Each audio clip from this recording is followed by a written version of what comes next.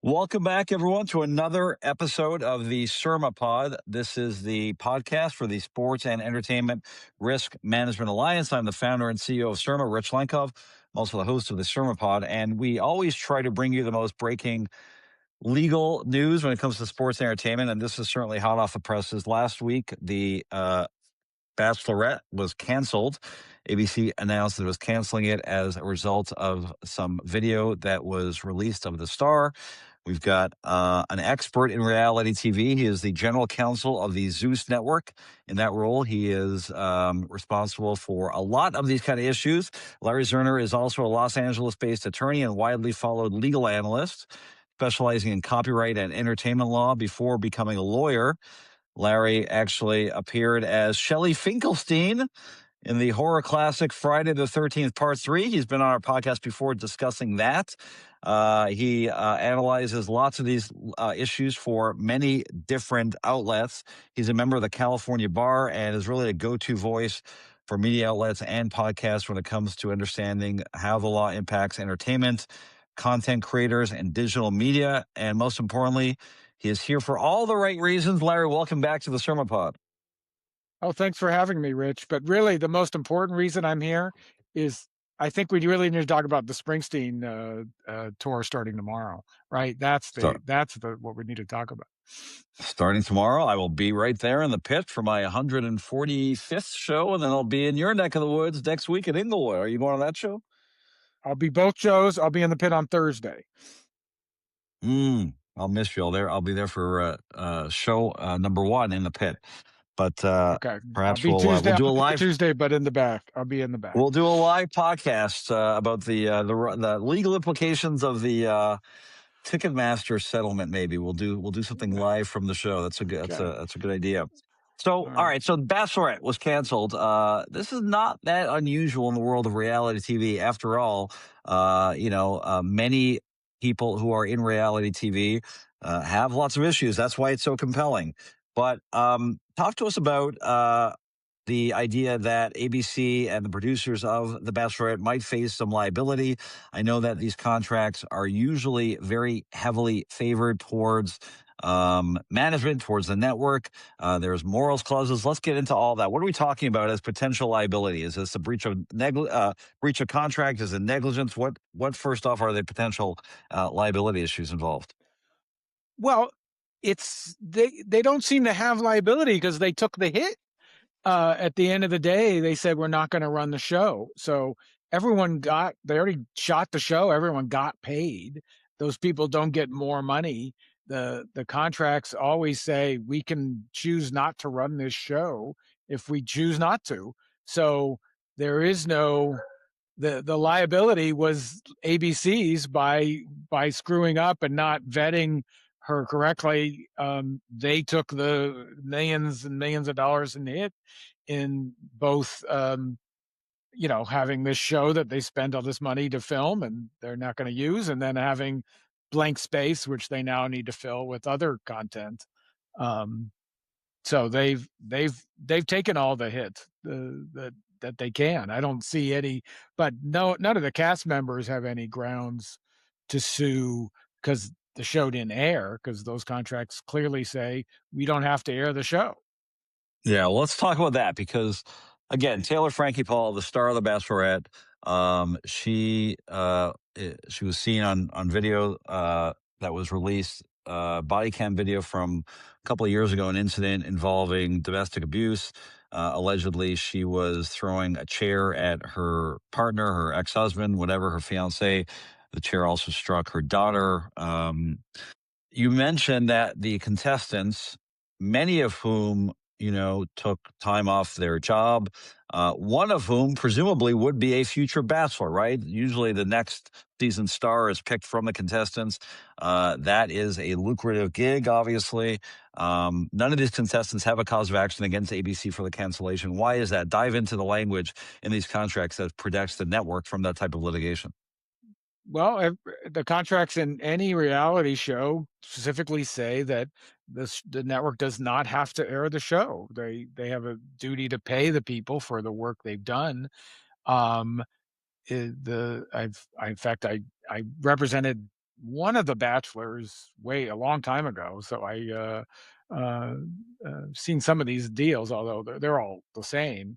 Um, that Yeah, they just have no they know that sometimes shows don't work for whatever reason, and they just don't have to air them. So rare, though. I mean, this is I just can't even think of another example where somebody had a whole season of a show that was shot and then just decided not to air it for a reason like this. It is really, in that sense, unprecedented. These clauses are put into all the agreements with the whole, but almost never used, just because who's gonna, like, to make the call to lose, I don't know, 10, 20, $30 million in production is a hell of a call. Now, maybe only because ABC is Disney that they would make the call. Other networks may run the show anyway, even though she had this thing happen in her past. Okay. Yeah, the fact that, a trial was involved in Disney, that's certainly not a great look for that company.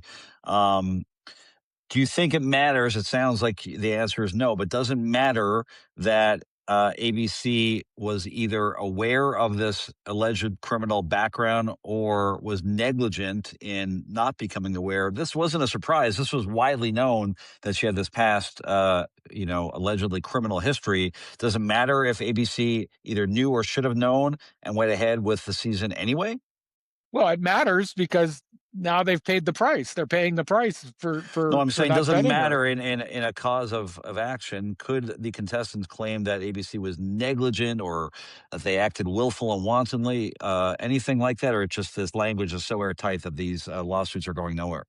But the there the contestants have no cause because there's no damage. They can't say, "Oh, had I been on the show, I would have done X. I would have there is this extra money I would have made because I was like they can none of them can say I would have been the next Bachelorette or that next, lead, or would have gone on to the next show. None of them could say I would have been on um Dancing with the Stars or some other Disney show because of the show. That's not, it's all speculative, and the agreement specifically says we take that away from them. So the agreements are very airtight. That no, they just can't. Okay. Despite that, we know that people sue all the time for baseless claims. What do you think a network could do differently if you were advising them going forward, or do you just would you just advise stick with the current language? It's pretty airtight, and even though you might be sued, that would be tossed out pretty fast. Well, I mean, what ABC will probably do is say to most of the women, you can come back. I mean, it's not the women. It's wait. This is the batch. This is she's the Bachelorette. So it's a bunch of men who are the Right. contestants. Um, they bring them like, okay, we're doing a new season, and you can all come back. And like so, like they just film another one. That would be the easiest way to deal with it, in a way that makes everyone happy if they can. I any lawsuit would get first of all, you can't even sue because all of these contracts say you have to file an arbitration, and none of them are going to do that. But you wouldn't. It would be confidential. You wouldn't even know about it.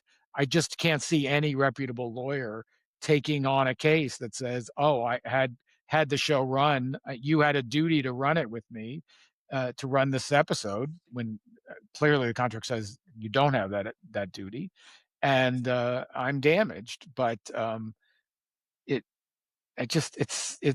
I mean, yes, people do sue for everything, and I see lots of frivolous lawsuits in my day. I don't know. You can't contract away all of the idiocy in this world, unfortunately. And Um, certainly, just to close out, certainly that applies to the Bachelorette herself, right? I mean, the contract that she signed obviously would be even, as airtight and surely has a morals clause and would be thrown out even quicker than the well, male contestants because she is the alleged, she's the one yeah. who was the reason for the cancellation, right? Oh, the moral clause doesn't, because they knew since they knew about it. Apparently, they knew about it before they hired her, so they couldn't use that as a reason to fire her if they know about it. But she also Right. It's called pay or play. That's what pay or play is. We're paying you off. We don't have to we don't actually have to air the show, and you can't claim any damages because we didn't air the show. And every contract has that. I mean, the only liability that if ABC had like if they had done the show and she had one of the bachelor, one of the contestants, and it's like, well, wait, didn't you know she had this tendency to violence? And that would be an argument that someone could make if she had actually hurt someone on the show, but that didn't happen. Larry Zerner, ZernerLaw.com. Thanks for coming back on the SERMA Pod, and please come back in the future. Okay, thanks, Rich.